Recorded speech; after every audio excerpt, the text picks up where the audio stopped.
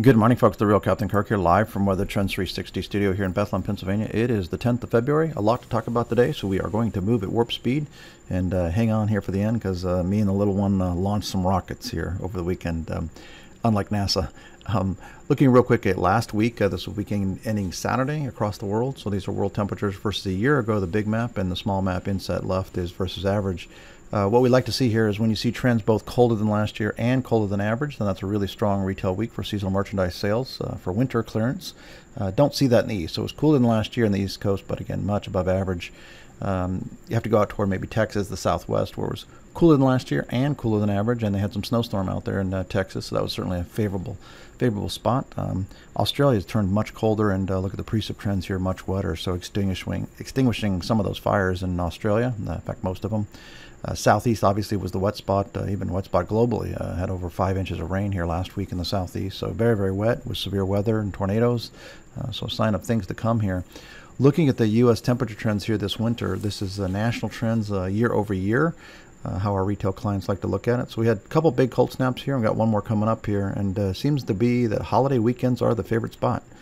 Looking at that week prior to Christmas was the second coldest period of winter. So again, go back around that 17th, 19th, 20th time frame. That was the second coldest period nationally, so much, much colder than the year prior.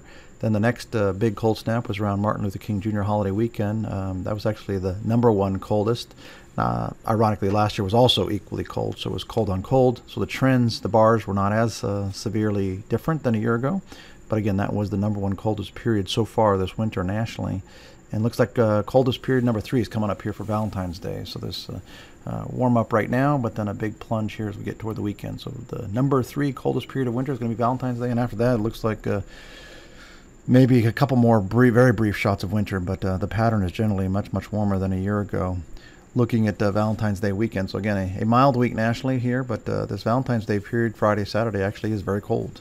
5 degrees colder than the same holiday last year, 7th coldest in 30 years. So much below average temperatures for much of the country, other than maybe Kansas.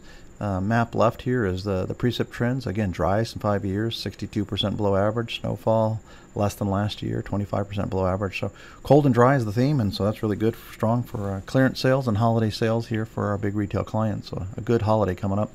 Looking at the winter snowfall, again, anemic here in the United States. Least in 8 years, 15% below average, least in 8 years, 17th least in 35 years. So again, just not a ton of snow here for meteorological winter. Had a lot in fall, but not much here in winter. Looking around here locally in the eastern half of the country, up in Maine and upstate New York, they've been the big winners, but pretty much coastal northeast, almost non-existent. Outside our offices here in the Lehigh Valley, we've only had about 5 inches of snow, almost 20 to be normal. Philly has been anemic, 0.3. Normal is about 13.3. So running out of time here, and the pattern doesn't look overly great for snow lovers.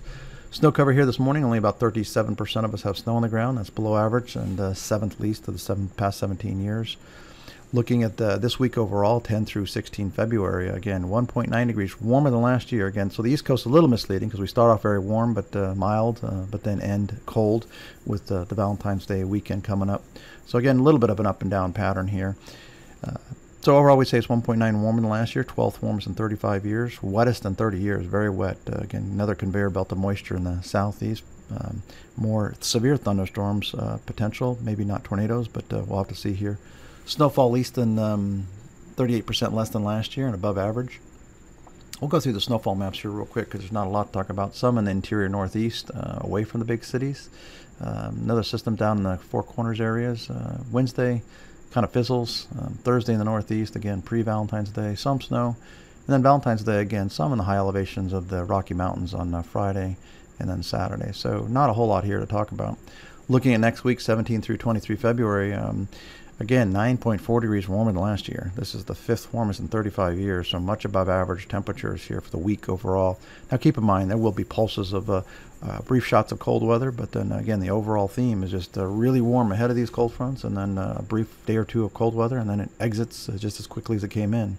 Map inset left there is temps versus last year, so that's pretty epic. Again, much warmer than a year ago for all but the deep coast, Gulf Coast, Southeast Florida. Driest in 3 years, but that still makes it 4th wettest in 30 years. So we've had several years in a row where this week's been wet, and it looks like this will be another wet one, just not as wet as last year. Snowfall down 73% than last year, so much below average is the general trend right now. If you're counting down here to some of the big events, meteorological spring is only 20 days away. Meteorologists define spring as 1 March. Daylight savings time is right around the corner as well, 28 days away. Spring equinox is official start of spring, 19 March at 11:51 p.m. That's about 38 days. So we're simply running out of time here for winter and snow lovers. The other unique thing here is 4 supermoons in a row. We got February 9th here, just here last night. Again, a little bit tonight. March 9th, April 7th, May 7th. So some big, they're closer and bigger and brighter for the next 4 full moons. My little girl was happy doing her happy dance here. She's very excited about spring, got some new clothes. So she is saying spring is near. So she's very excited about that. Then, of course, we heard that there was going to be a rocket launch from Wallops Island, Virginia. And so we got really excited about that. And all day made some helmets. If you're going to go to we were actually going to go to Uranus, apparently, according to Angelina, the little one. So we made rockets that were going to go to Uranus. But you have to have a helmet. So we had to make a helmet. That was the tricky part. So then we... later in the evening, getting ready for the launch, we were launching our rockets, and of course, NASA did not launch their rockets. So with that, folks, we hope you have a great week, and we will be back here this time next week.